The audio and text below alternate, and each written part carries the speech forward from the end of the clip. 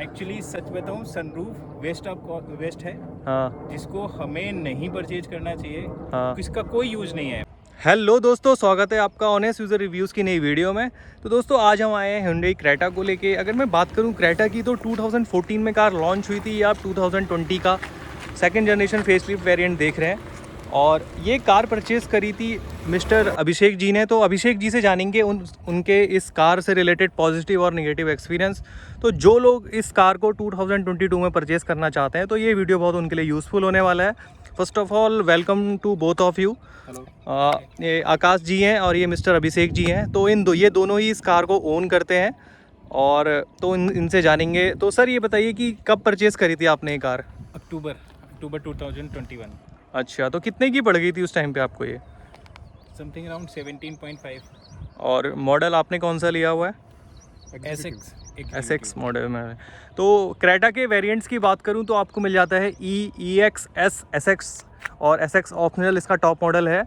तो ये black colour में ली हुई है सर ने। तो इस प्राइस रेंज में आपके पास और भी गाड़ियों के ऑप्शन थे।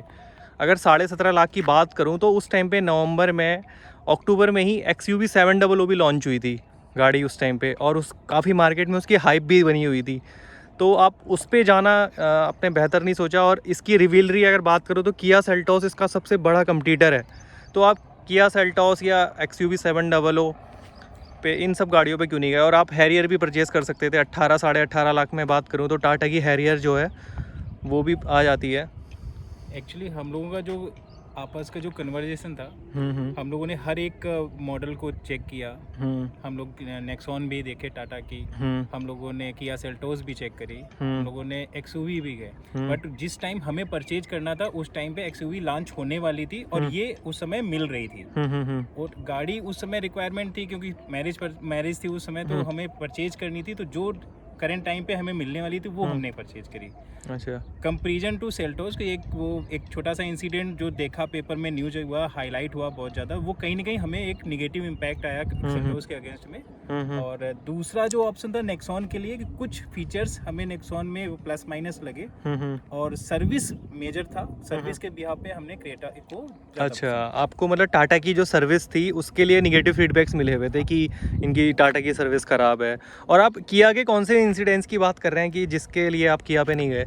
एक मुंबई का इंसिडेंस हुआ था जिसमें शायद कुछ टीनेजर या कुछ लोग जो गाड़ी भगा रहे थे, अचानक से कुछ सामने आया और उनके उसका मतलब क्लैश हुआ और वो गाड़ी दो हिस्सों में टूट गई, 2 हिस्सों में बट गई थी। हाँ, उसके बाद किया की कारों की काफ़ी ज़्यादा बिक्री डाउन हो गई थी। हालांकि आपको पता होगा क्रेटा को मतलब स्टार रेटिंग 4 मिली हुई है, मतलब सेफ्टी पर्पज से देखा जाए तो कहीं ना कहीं देखो, एज ए इंडियन हमें दिमाग में रहता है कि सेफ्टी बहुत ज़रूरी है, क्योंकि इंडिया में रोड्स बहुत बम्पी हैं, प्लस यहाँ पे ट्रैफिक भी उतना कुछ सिविलाइज्ड नहीं है। तो ऐसे में आप कहीं ना कहीं सेफ्टी फीचर के बारे में सोचते हो, क्योंकि आप गाड़ी लेते हो फैमिली के लिए, तो फैमिली के लिए सेफ्टी ज़रूरी होती है। दूसरी बात, क्रेटा लेने की रीज़न और था कि क्रेटा हमको बहुत जल्दी मिल रही थी, यहाँ पे काफ़ी लंबी वेटिंग थी, जबकि क्रेटा में बहुत जल्दी मिल रही थी। इसमें कितनी वेटिंग पड़ रही थी? उस समय सेल्टोस में 6 मंथ की वेटिंग थी। अच्छा। और इसमें 3 महीने का वेटिंग टाइम था, बट हमें कुछ जल्दी मिल गई। 2 महीने के समथिंग अराउंड में बुकिंग टाइम पे हमें 2 महीने। अच्छा, तो Hyundai का डिलीवरी एक्सपीरियंस कैसा है सर? डिलीवरी एक्सपीरियंस, और आपने इसकी सर्विसिंग करा ली होंगी, फर्स्ट सर्विस हो गई होगी, सेकंड भी हो गई, अभी फर्स्ट ही हुई है? अच्छा। 500 किलोमीटर जो होती है, हाँ। सर्विस बाकी है जो 10,000 अभी आपने कितने किलोमीटर ड्राइव कर लिए ये कार? ये 8118 मतलब 8,000 8,000 साढ़े 8,000 किलोमीटर के आसपास चल चुकी है। तो फर्स्ट जो Hyundai का वैसे सर्विस एक्सपीरियंस सही माना जाता है other comparison to Tata and ये। तो एक्चुअल में सर्विस एक्सपीरियंस कैसा है उनका Hyundai का? देखो, अगर हम बात करें स्टार्टिंग की, जब हम गाड़ी ली थी तो वो दे आर वेरी फ्रेंडली। हाँ। उन्होंने हर तरीके से हेल्प करी, इनफैक्ट ये गाड़ी लोन पर ली गई, सो बहुत इजीली लोन प्रोवाइड कराया, पूरी हेल्प करी, मतलब ज़्यादा हमें कुछ करने की जरूरत नहीं पड़ी। प्लस हमें जिस तरीके से गाड़ी चाहिए थी उस तरीके से हमें डिलीवर करी, उस डेट पे डिलीवर करी गई। दूसरी बात है कि जब हमने फर्स्ट सर्विस कराई थी तो फर्स्ट सर्विस पे हमें ज़्यादा कुछ कहने की जरूरत नहीं पड़ी, क्योंकि फर्स्ट सर्विस सबको पता है कि इसमें आपको कुछ देना नहीं होता है, सब कुछ फ्री होता है। सो ऐसे में वो एक्सपीरियंस बहुत अच्छा रहा, बहुत फ्रेंडली लोग हैं और ज़्यादा आपको कुछ वेटिंग भी नहीं कराई। उन्होंने हमें जितना टाइम दिया था उतना टाइम पे उनको गाड़ी मिल गई थी। एक चीज हम बोल सकते हैं, क्योंकि जैसा हमने सुना था कि Hyundai की सर्विस अच्छी है वो हमने फील किया। अच्छा, यही एक मेजर पॉइंट था कि जो हमने क्रेटा को पहले प्रायोरिटी लेने की कोशिश की, तो वो यही एक रीजन था कि हुंडई सर्विस क्या बोलती है और क्या हमने पाया, वो हम एग्जैक्ट आज बोल सकते हैं कि एटलीस्ट जो कमिटमेंट था उनका वो कहीं ना कहीं डिलीवर करते हैं। लॉन्ग ड्राइव पे इसकी परफॉर्मेंस कैसी रहती है, मतलब रोड पे स्टेबिलिटी कैसी है, स्टीयरिंग परफॉर्मेंस कैसी है? आप इस बात से समझ सकते हो कि ये बहुत ही नए ड्राइवर हैं। इन्होंने जस्ट अभी कुछ महीने पहले गाड़ी चलानी सीखी है और ये क्रेटा लेकर यहाँ से मध्य प्रदेश और इंदौर वगैरह सब घूम कर आए हैं और अकेले घूम कर आए हैं, किसी और साथ में नहीं गए। तो आप समझ सकते हो गाड़ी कितनी स्टेबल है, कितनी अच्छी है एज ए न्यू ड्राइवर। बात करिए है तो हम अगर बात करें तो हम बात कर रहे हैं एक नॉर्मल व्यूअर से। अगर हम बहुत ज़्यादा टेक्निकल बात करेंगे तो वहाँ पर दिक्कत क्या है कि हर आदमी टेक्निकल चीज़ समझ नहीं पाता। हम बात करें पावर की, मतलब टॉर्क वगैरह की, तो वहाँ पे इतने लोग समझ नहीं पाते। बात आती है आराम की, कंफर्ट की और माइलेज की, तो वहाँ पे हम इंडियन लोग समझ पाते हैं। तो हम बात अगर माइलेज की करें तो ज़्यादा बेटर है, क्योंकि एक एसयूवी लेकर अगर आप 17-18 का माइलेज निकाल रहे हो तो दैट्स वेरी गुड थिंग, वो भी पेट्रोल में। और नॉर्मल जो सिटी में कितना माइलेज देती है? सिटी के अंदर आप देखो तो 13-14 के आसपास आपको इजीली मिल जाता है ऑन एसी। अच्छा, विदेशी। सो वो भी एक बुरी डील नहीं है, बिकॉज भले ही आज के टाइम में पेट्रोल के प्राइस ऊपर जा रहे हैं, बट अगर आप गाड़ी को बहुत केयरफुल चलाते हो तो वो बहुत हेल्पफुल है, मतलब माइलेज के हिसाब से भी। तो सर ये बताइए, इसको परचेज़ करने से पहले आप किन किन गाड़ियों की टेस्ट ड्राइव ले रहे थे और क्या क्या गाड़ियाँ, और आप पहले कोई गाड़ी ओन करते हैं? पर्सनली मेरे पास एक वरना है 2012 मॉडल। अच्छा।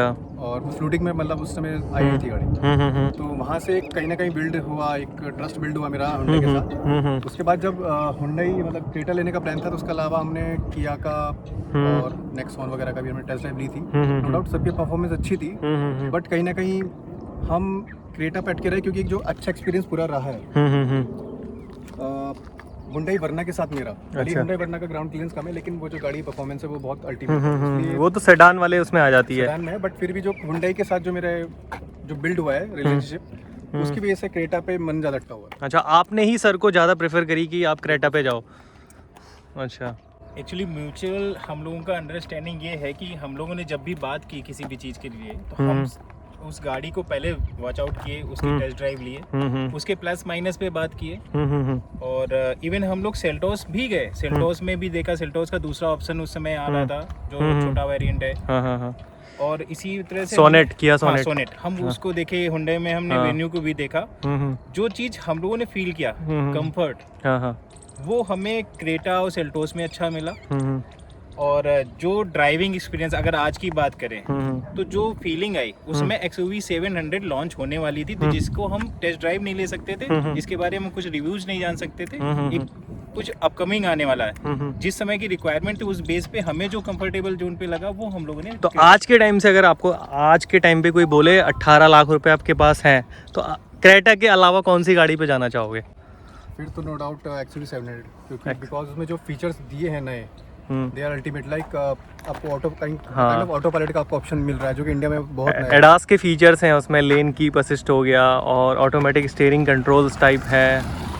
तो फिर तो भाई हाँ ये बोल सकते हैं, क्योंकि अभी क्या है ना कि अब हम जज कर सकते हैं XUV 700 में क्या है क्या नहीं है। उस समय का जो अगर एक्सपीरियंस होता, अगर वही हमें डिले करना होता, तो हम जरूर XUV 700 को हम कनेक्ट करते हैं। कहीं आज के टाइम में ना इंजन बहुत इनहेंस हो गए, हाँ। परफॉर्मेंस बहुत इनहेंस हो गई। आपके टाइम में आप डिफरेंशिएट करना बहुत मुश्किल है कि किसका इंजन अच्छा है किसका बुरा है।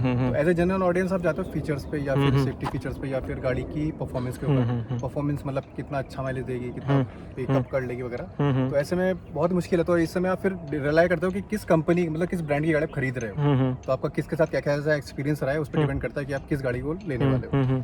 मैं एक चीज़ ऐड कर सकता हूँ, क्योंकि मेरा परसेप्शन ये था कि नीड्स और वांट्स, हमें जरूरत क्या है और हमें आज की क्या रिक्वायरमेंट है। तो मेरी जो परचेज थी, कहीं ना कहीं मेरे पास शादी की रिक्वायरमेंट आ रही थी कि शादी है मुझे अक्टूबर में, तो मुझे उस टाइम पे गाड़ी कौन सी अवेलेबल मिल रही है, उस वजह से मैंने जरूरत ली। अगर मुझे आज के टाइम पे नहीं, गाड़ी एक है मेरे पास, मुझे कुछ दूसरा खरीदना है, तो मैं किसी ऐसी चीज पे इन्वेस्ट करूंगा कि जहाँ पर उसके फीचर्स को देखूं, उसके टेक्निकल वेरिएंट को आपस में कंप्रोमाइज़ करें, तब जा करके हम बात करें। तो ये तो हो गई सर, आपने इसके पॉजिटिव पॉइंट बता दिए। कोई आपको नेगेटिव फील लगा हो इसमें? 8,500 किलोमीटर आप चला चुके हैं इसमें, कि यार ये जो मतलब क्रेटा में ना ये वाला फीचर मिसिंग है, या ये इसमें जो बताया था ये प्रॉब्लम आ रही है, परफॉर्मेंस में आपको लगा हो? आप तो वैसे पहले सेडान कार ओन करते थे, सेडान कार चलाते थे, एसयूवी चलाने के बाद आपकी कैसा मतलब माइंडसेट चेंज हुआ है? जब सेडान आप चलाते हो तो आपको बम्स का पता लगता है, आप जब रोड पे चलते हैं ना तो आपको बम्स का पता लगता है, लेकिन जब आप एसयूवी में शिफ्ट करते हो तो आपको पता लगता है कि एसयूवी कितनी कंफर्टेबल है। सेकंड चीज़ जो क्रेटा के अंदर मेरे को मिसिंग लगी, जैसे जो किया है, किया जो फीचर्स दे रही है ना आपको सेम प्राइस में, वो आपको क्रेटा नहीं दे रही है। वो बहुत ज़रूरी है कि आप क्रेटा कहीं ना कहीं उस मतलब मार्केट को पकड़े कि कंज्यूमर क्या चाहता है। कंज्यूमर को आज फीचर्स चाहिए। अब चाहे जैसे कि इसमें एक टायर प्रेशर का ऑप्शन होता है, हाँ, TPMS, टायर प्रेशर मॉनिटरिंग तो वो सिस्टम। क्रेटा में आपके पास सिर्फ सेंसर है, लेकिन आपको किया में बाकायदा रीडिंग मिलती है कि किस टायर में कितना प्रेशर है। तो जैसे इस तरह के छोटे मोटे जो फीचर्स हो ना, जब वो मिसिंग होते हैं तो कहीं ना कहीं आपको लगता है कि वो ऑप्शन ज़्यादा अच्छा हो सकता है। सर कोई बंदा अगर इस समय 18 लाख का बजट है उसका और गाड़ी परचेज करने निकल रहा है, तो आप उसको क्या Hyundai Creta सजेस्ट करेंगे आज के टाइम पे? Definitely yes. पर्सनल रिव्यू जितनी हम लोगों ने 8,000 चला ली, बिल्कुल करेंगे। अगर किसी का माइंडसेट है कि मुझे बड़ी गाड़ी लेनी है, अगर XUV 700 जाना चाहता है तो वो उसको देख सकता है, बट अगर पर्सनल की बात करें तो मुझे क्रेटा सबसे अच्छी लगी। अच्छा, तो सर इसकी वैसे जो इसका 4 सिलेंडर इंजन है वो काफ़ी ज़्यादा रिफाइन है, तो उसमें इंजन नॉइस वगैरह कितनी मिलती है आपको? केबिन नॉइस ना के बराबर है। अगर आप अंदर बैठे हो गाड़ी के अंदर, आपको लगेगा नहीं कि गाड़ी स्टार्ट है कि बंद है, जब तक कि आप रेस ना दो। इनफैक्ट अगर आप एक बार, मैं आपको गाड़ी स्टार्ट करके दिखाता हूँ, आप एक बार गाड़ी की इंजन की नॉइज सुनना, आपको शायद लगे कि स्टार्ट होने का इंजन की नॉइज आएगी, लेकिन जब रनिंग होगा ना आपको नॉइज नहीं आएगी। दोस्तों अगर मैं बात करूँ इसके इंजन की, तो आपको इसमें मिल जाता है 1500 सीसी का पेट्रोल और 1500 सीसी डीजल इंजन, जो कि ये पेट्रोल वेरिएंट आप देख रहे हैं। इसमें जो इंजन है वो 113 bhp की पावर और 143 Nm का टॉर्क जनरेट करता है। तो और 4 सिलेंडर इंजन देखने को मिल जाता है जो काफ़ी रिफाइन है। और देखिए अभी इंजन नॉइस आप सुन सकते हैं क्लियरली। नॉइस कैंसिलेशन के लिए इसमें यहाँ पे ये भी दिया हुआ है। इनफैक्ट जिस तरह बड़ा इंजन है उस हिसाब से अगर आप देखो तो आपको ना के बराबर नॉइस है। तो गाड़ी के अंदर आप बैठोगे तो आप म्यूजिक को बहुत क्लियरली आराम से सुन सकते हो, और आप आपस में बात भी करोगे तो आपको इंजन की नॉइज नहीं आने वाली। इनफैक्ट इतनी बड़ी गाड़ी का इंजन नॉइज ना होना क्रेटा ने बहुत अच्छा काम करा इसमें। अच्छा, हम आकाश भाई ने मना किया था कि ब्लैक कलर का हाँ लेने में बहुत दिक्कत आएगी, बट कहते हैं ना कि जब फैमिली में होता है ना तो आपको घर वालों की सुननी होती है। तो जो मेरी बेटर हाफ है तो उनका पसंदीदा कलर ब्लैक ही था। उसके लिए मुझे आज कितनी मेहनत करनी पड़ती है मैं समझ सकता हूँ। अच्छा, चीज़ बोल सकते हैं जैसे कि अभिषेक भाई को ना प्रेशर वाला पसंद है, ट्राई प्रेशर का ना। तो जब एक बार क्या हुआ कि टायर उन्होंने हवा डलवाई, वो ओवर हो गई और गाड़ी ने सेंसर के ना आवाज़ करनी शुरू कर दी। इनको पता लगा, तो ये परेशान थे कि समझ नहीं आता कि आवाज़ क्यों कर रही है। तो ऐसे में कहीं ना कहीं मॉनिटर अगर फ्लैश होता है या कुछ होता तो पता लग जाता कि हाँ क्या प्रॉब्लम है। ये बेस्ट चीज़ थी, क्योंकि मुझे बिल्कुल जानकारी नहीं थी। मैं नया ड्राइवर हूँ, मुझे कुछ भी आइडिया नहीं था कार के बारे में, इसलिए आकाश भाई ने मुझे जो चीज़ सजेस्ट किया उसके बाद कुछ इंडिकेशन जब मिला तो आपका माइंडसेट चलता है कि एटलीस्ट कुछ तो इंडिकेट कर रहा है, कुछ तो माइनस में है। और उस समय ऐसा था कि कोहरे का टाइम था, गाड़ी लंबी ड्राइव पे जाना था, मुझे इंदौर निकलना था और नहीं समझ में आ रहा था।